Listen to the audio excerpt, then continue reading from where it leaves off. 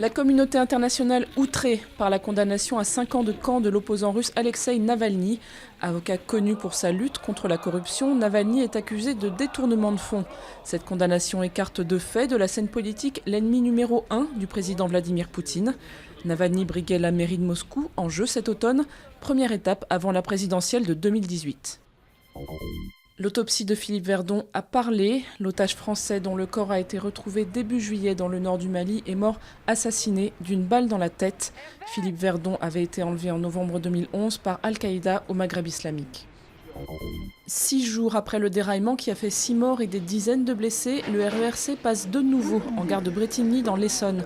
Travaux de remise en état des installations obligent, le trafic reste perturbé.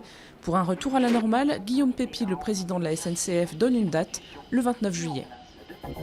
Constater un dégât des eaux, signaler des encombrants, rendre visite aux personnes âgées, voici quelques-unes des missions que pourraient bientôt accomplir les facteurs. Pour contrer la chute du courrier, la Poste compte une vingtaine de projets pilotes pour étendre leur champ d'activité. Des activités pendant le temps de travail et sans rémunération supplémentaire qui laissent les syndicats sceptiques. Joyeux anniversaire, Happy Birthday. Dans toutes les langues et de tous les pays, les messages affluent pour saluer les 95 ans de Nelson Mandela. Le héros de la lutte anti-apartheid est toujours hospitalisé, mais il va mieux. Pour fêter le Mandela Day, l'ONU demande à chaque citoyen du monde de consacrer 67 minutes au service des autres. 67, c'est le nombre d'années de militantisme de celui que les Sud-Africains appellent affectueusement Tata. Happy birthday to